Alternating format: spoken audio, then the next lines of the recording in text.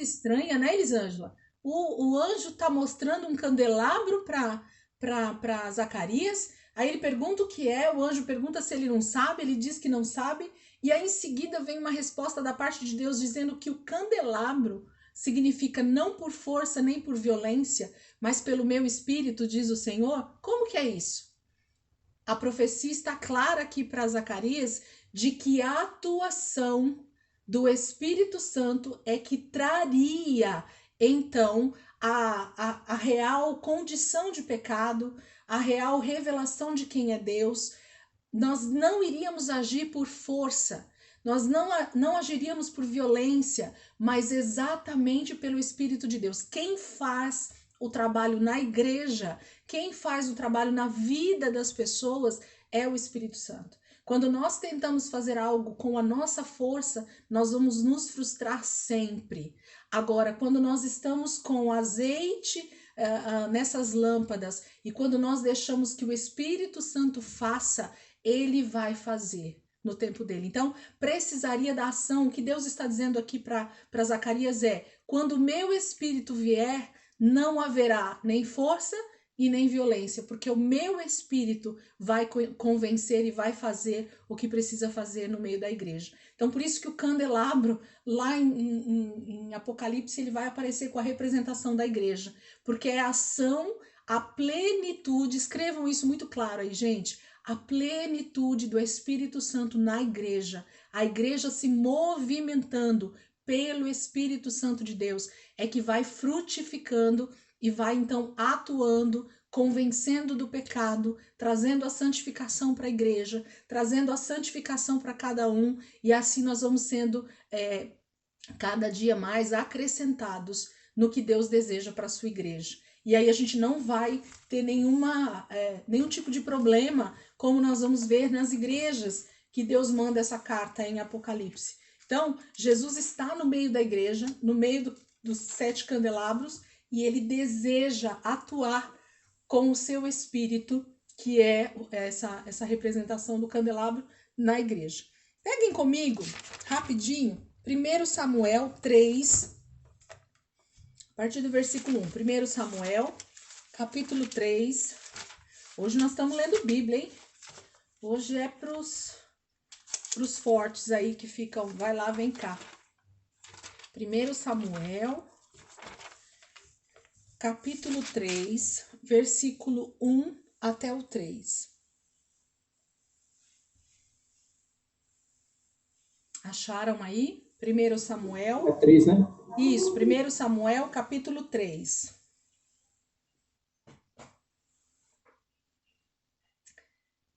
Antes de ler, eu só vou contar o contexto aqui para vocês, bem rapidinho, um pano de fundo, para vocês entenderem a leitura mais fácil. Nós tínhamos, nesse momento aqui dessa história que vai ser narrada aqui, nós temos Eli, o sacerdote, que era o sacerdote ali naquele momento no tabernáculo, ok? E nós tínhamos os filhos de Eli, que eram Ofni e Finéias, né? 2 meninos. E a palavra diz aqui um pouquinho antes que esses filhos de Eli, eles eram totalmente displicentes, eles eram relaxados, eles eram pessoas que profanavam o templo nas suas atitudes. Depois, se você quiser, leia um pouquinho antes para você entender isso que eu estou falando. Então, Eli era um pai também desatento com isso, ou talvez ele até via o que seus filhos faziam, mas não dava a devida correção. E ele, como sacerdote, já estava ficando velho, então ele iria morrer e ele iria deixar 2 sacerdotes no seu lugar, que eram seus filhos, por herança, né? Porque o sacerdócio passava de pai para filho, da linhagem de Arão. Então, todos os sacerdotes, eles tinham que vir da família de Arão, eram descendentes de Arão.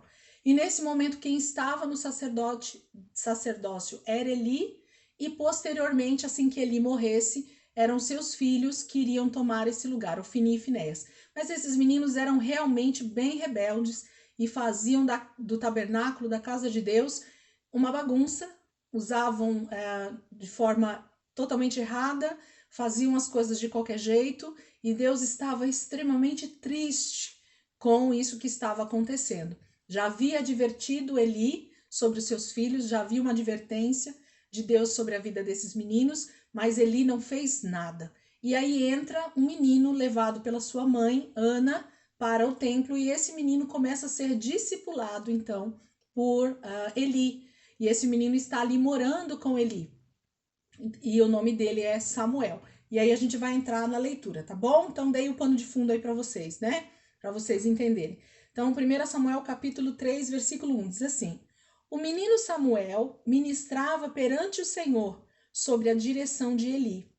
Naqueles dias, raramente o Senhor falava e as visões não eram frequentes. Então, Deus não falava e Deus não dava visões porque o canal estava obstruído, ok? Deus deseja falar sempre conosco. Deus deseja nos mostrar as coisas sempre. Isso é o desejo de Deus, ministrar, né, a vida do seu povo. E o canal que Deus usava no Velho Testamento eram os sacerdotes e os levitas. Se esses canais eles estavam obstruídos, então Deus não podia falar com o seu povo. Deus não podia falar com as outras tribos. Então, por isso que está falando aqui no versículo 1, que naqueles dias raramente o Senhor falava, e as visões não eram frequentes. Versículo 2, certa noite, Eli, cujos olhos estavam ficando tão fracos que já não conseguiam mais enxergar, estava deitado em seu lugar de costume. Versículo 2 está dizendo que Eli, esse sacerdote, que era o sacerdote nesse momento, que fazia todo o trabalho ali no tabernáculo como sacerdote, ele já estava extremamente velho, os seus olhos já estavam se apagando, né? Ele estava a ponto de morrer, vamos dizer assim. Estava perto dos dias de Eli morrer. Versículo 3. A lâmpada de Deus ainda não havia se apagado, e Samuel estava deitado no santuário do Senhor, onde se encontrava a arca de Deus. Então, o que o versículo 3 está falando aí? A lâmpada de Deus ainda não havia se apagado. Por que não havia se apagado? Porque, na verdade, Eli ainda estava vivo, mas quando Eli morresse, muito provavelmente essa lâmpada iria se apagar, ok? E aí Deus, então, começa ali o chamado de Samuel. Eu vou até ler uma outra versão que eu gostei bastante, que é a que eu tenho no meu celular. Se mais alguém tiver essa versão aí, vocês até podem ler para nós. Amados, eu não sei vocês aí se vocês conseguiram captar o que Deus está dizendo aí, mas eu creio que o Espírito Santo vai completar isso que eu estou falando aqui. Vamos lá de novo, ó, na outra versão. Versículo 1, 2 e 3. O jovem Samuel servia ao Senhor perante Eli. Naqueles dias, a palavra do Senhor era muito rara. As visões não eram frequentes. Certo dia, estando deitado no lugar costumado, o sacerdote Eli, cujos olhos já começavam a escurecer-se, a ponto de não poder ver, e tendo-se deitado também Samuel no templo do Senhor, em que estava a arca, antes que a lâmpada de Deus se apagasse, o Senhor chamou o menino. Então, o versículo 4, né, começa com o Senhor chamou o menino. Então, antes que a lâmpada de Deus se apagasse, Deus já havia preparado o próximo sacerdote. Então, quem conhece um pouco essa história, a gente vai ver que há um decreto sobre a vida de Eli e seus filhos, né, por causa dessa profanação dos meninos, que eles eram totalmente delinquentes, né, no que diz respeito ao tabernáculo. Então, eles morrem em seguida, Ofni e Finéias, e Eli morre assim que sabe da notícia. Então, praticamente, os 3 sacerdotes que estariam ali para continuar, ou os 2, do caso, os filhos de Eli, eles morreram. E quem ficaria no lugar deles, então? Samuel. Então, o grande profeta Samuel se levanta nesse momento da história, e a palavra é clara em dizer que antes que a lâmpada de Deus se apagasse. O que é a lâmpada de Deus aqui, queridos? O candelabro. Então, mais uma vez, Deus levanta alguém para que antes que essa lâmpada se apagasse, Israel tivesse alguém que fosse esse candelabro diante do povo, ok? Porque o candelabro estava dentro do tabernáculo. Então, era quando o sacerdote saía, é que ele trazia essa luz, ele trazia essa mensagem da parte de Deus, ele trazia essa revelação de Deus para fora. Hoje nós não temos mais essa divisão, não é somente uma pessoa, mas somos todos nós, mas nós somos responsáveis em fazer que essa lâmpada não se apague. Lembra das 10 virgens?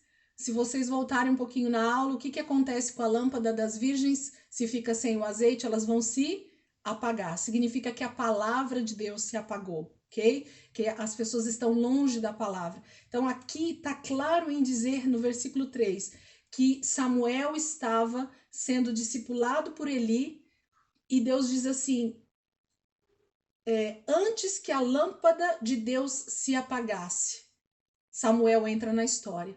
Então Eli já estava sendo um sacerdote que estava deixando as coisas de qualquer maneira e os seus filhos piorou. Então, se não houvesse um sucessor ali naquele momento realmente chamado pelo próprio Deus, alguém que tivesse esse coração voltado a obedecer a Deus, então muito provavelmente a lâmpada de Israel teria se apagado, como em outros momentos da história se apagou. Mas essa passagem para mim falou tanto ao meu coração quando eu li, e eu falei, Senhor, é essa lâmpada que não pode se apagar na sua igreja. É essa lâmpada que precisa estar o tempo inteiro acesa, que precisa realmente estar todo o tempo sendo alimentada pelo óleo que é o Espírito Santo, para que a igreja continue fluindo em tudo aquilo que Deus quer continuar fazendo. Ok? Então, esse versículo ministrou muito a minha vida também. O que nós podemos ver mais? Eu anotei mais alguns versículos aqui. Vamos pegar Hebreus 8, 5 e 6, para a gente ver essa questão por que da representação.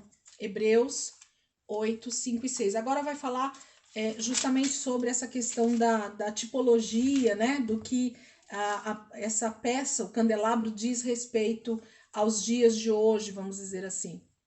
E depois Colossenses. Hebreus, capítulo 8, versículos 5 e 6. Hebreus, capítulo 8, versículos 5 e 6.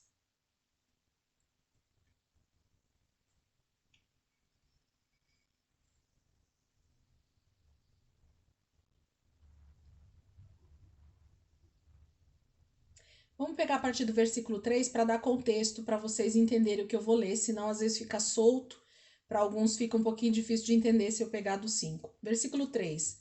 Todo sumo sacerdote é constituído para apresentar ofertas e sacrifícios.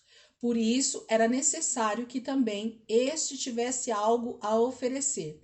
Se ele estivesse na terra, nem seria sumo sacerdote, visto que já existem aqueles que apresentam as ofertas prescritas pela lei. Então tá falando sobre o sumo sacerdote que agora é Jesus, ok? Ele tinha o que oferecer. Os outros sacerdotes da lei, eles tinham que, sempre que fossem diante de Deus, diante do Santo dos Santos, eles tinham que ter uma oferta para não serem mortos. É disso que ele está falando. Versículo 5. Eles servem num santuário que é cópia e sombra daquele que está nos céus. Você está vendo como Moisés tinha que fazer exatamente aquilo que ele estava vendo que Deus estava mostrando para ele. Então, o autor de Hebreus está dizendo para nós aqui, eles servem, os antigos, né, da velha aliança, eles servem num santuário que é cópia e sombra daquele que está nos céus, já que Moisés foi avisado quando estava para construir o tabernáculo.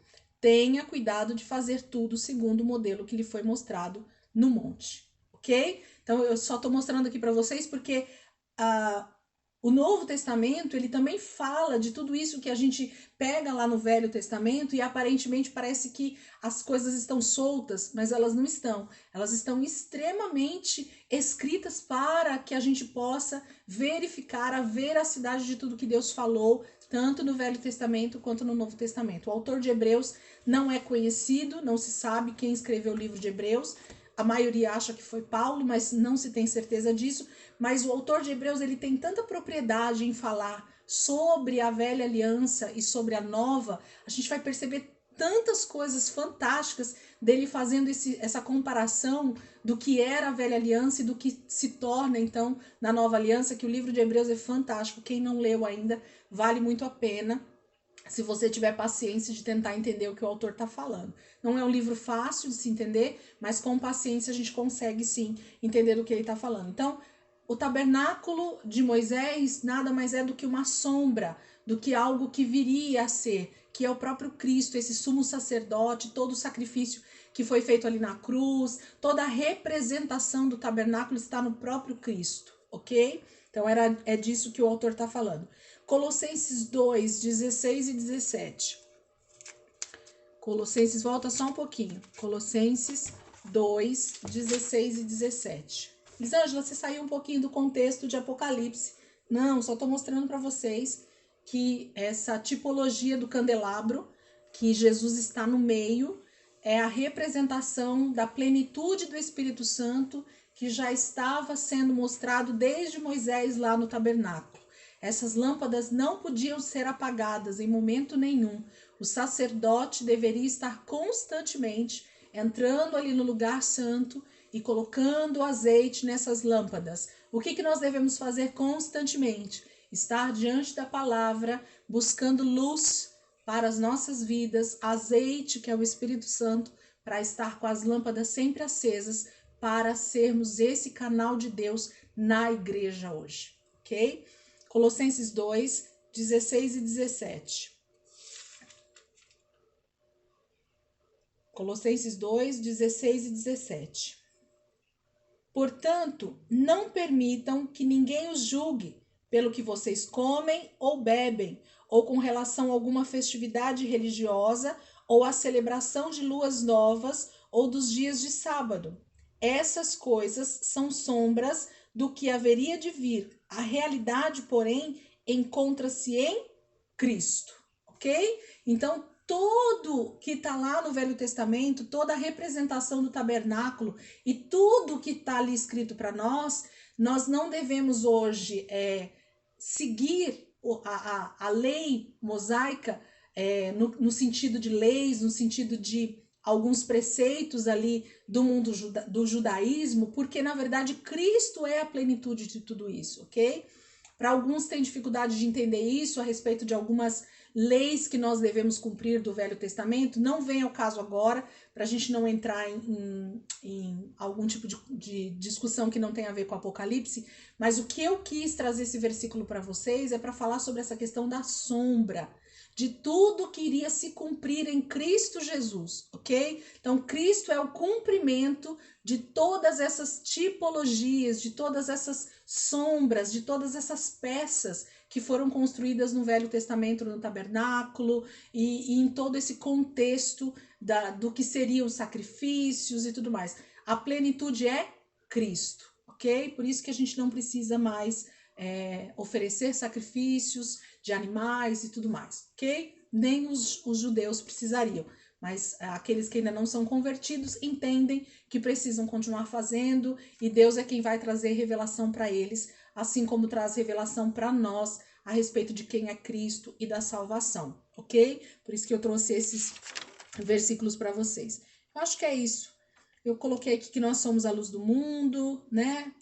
O azeite puro, a iluminação, tudo isso está ali na representação do que a gente falou a respeito das 10 virgens, também tem tudo a ver com isso. A igreja precisa estar sempre iluminada pela palavra, iluminado pelo azeite, que é o Espírito Santo, para que a gente possa então fluir nesses dons espirituais e no fruto do Espírito na vida de cada um e da igreja, ok? Entendido aí? Vai despertar em um minuto aqui o relógio. A gente pelo menos terminou essa questão do candelabro. Alguém quer perguntar alguma coisa nesse 2 minutos aí para a gente já responder aqui? Ou entendemos essa questão do candelabro? Então, qual é a representação da igreja? Quem é a igreja? É o candelabro. E Jesus está no meio dela, ok? Jesus é o nosso sumo sacerdote. E aí a gente vai entender agora, entrando dentro das igrejas, das 7 igrejas, o papel, então, desse candelabro dentro dessas 7 igrejas. E aí a gente vai ver essas comparações e que Jesus está no meio de todas elas, ok? Entendido aí? Alguém quer falar alguma coisa? Não? Elisângela, Pode falar, Ivaldo.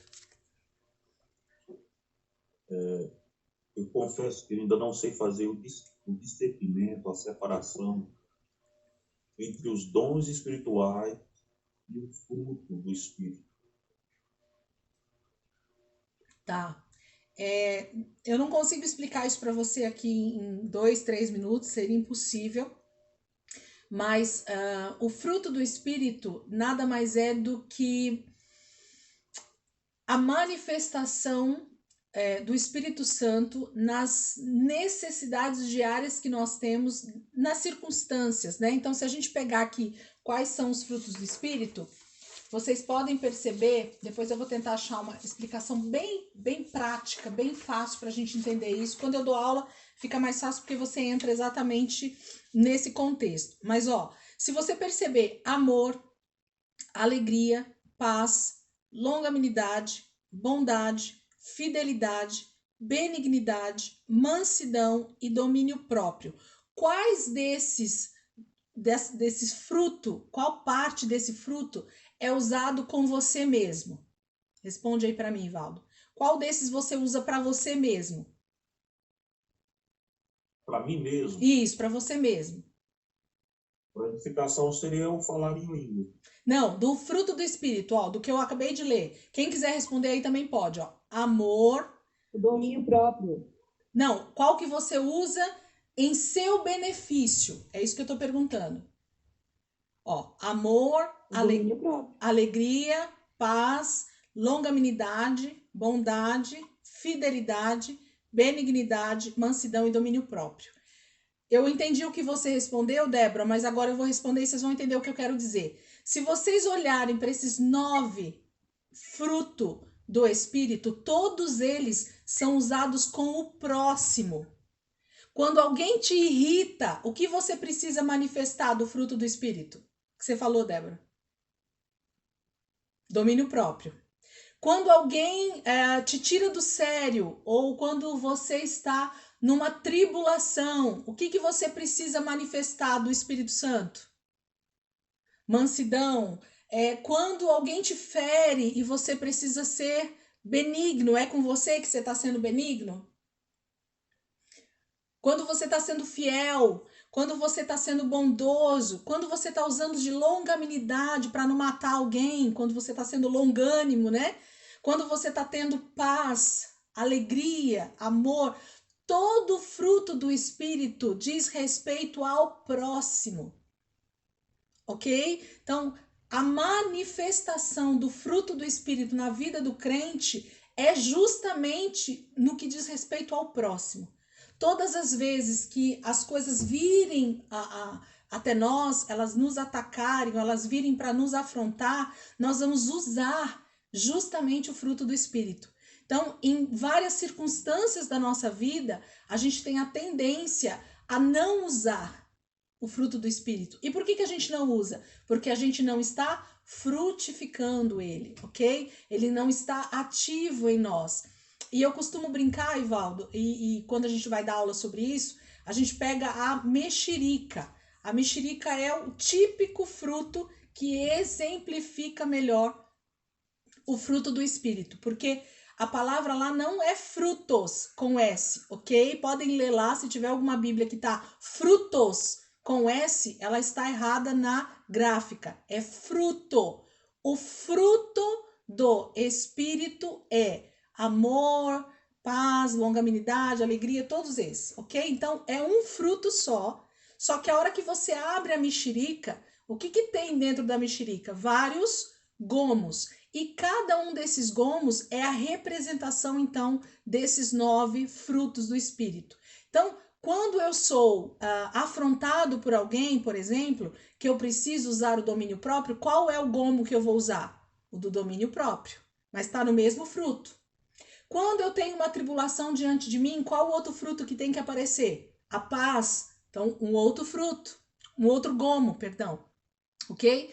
Quando alguém me faz algo que que mexe com a minha vida e eu preciso usar, então, o amor, né, para perdoar. Então, vamos lá e a gente tira outro gomo, ok? Mas o fruto é o mesmo, a pessoa, ó. Eu sou uma só, mas de mim precisa fluir os 9, as 9 partes desse fruto do Espírito.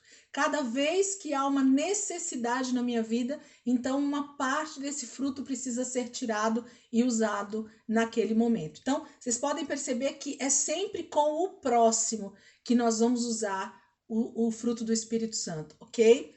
Também, igualmente, com os dons espirituais. Eu fico impressionada como Deus ele tem o poder de fazer com que realmente eu precise do próximo, eu precise do meu irmão em tudo. Porque, como eu já falei aqui na aula, se vocês olharem para os 9 dons espirituais, nenhum dos 9 dons é utilizado em benefício próprio, sempre é usado em benefício do outro. Quando você profetiza para a igreja ou você profetiza para uma pessoa específica. Quando você é usado com variedade de línguas, você fala em línguas estranhas e alguém então interpreta aquilo que você está falando, mais uma vez é o outro que também é edificado.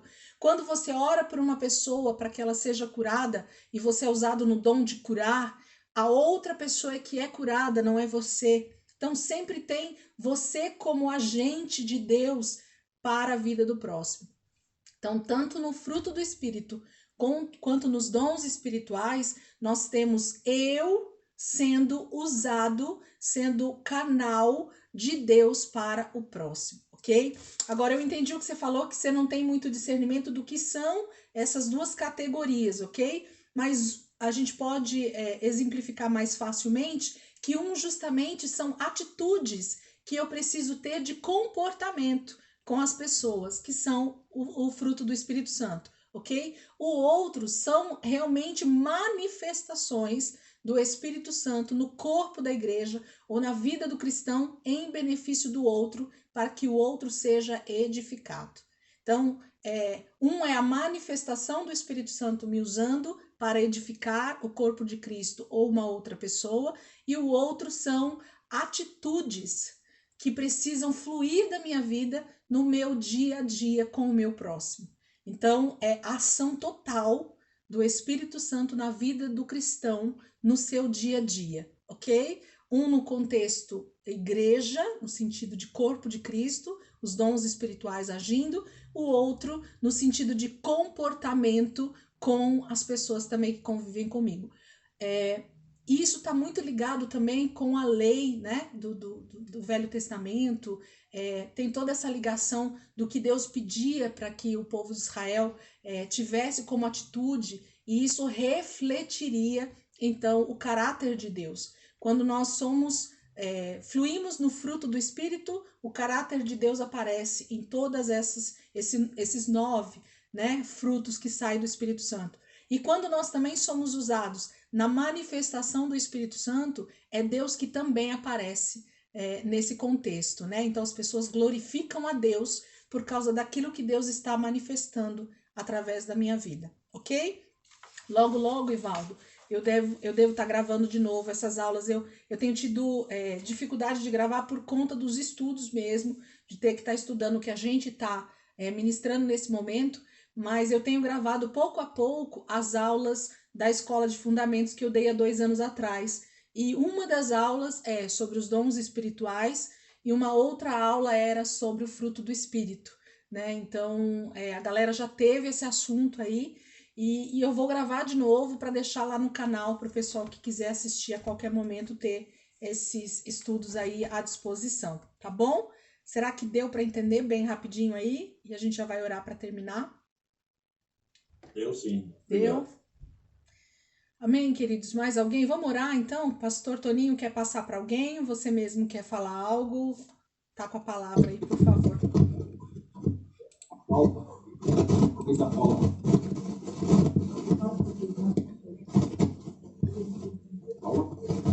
Paulinha que vai orar, pastor? Eu? Amém. Amém. Amém. Vamos orar. Senhor, nosso Deus, nosso Pai, nós te louvamos, Senhor.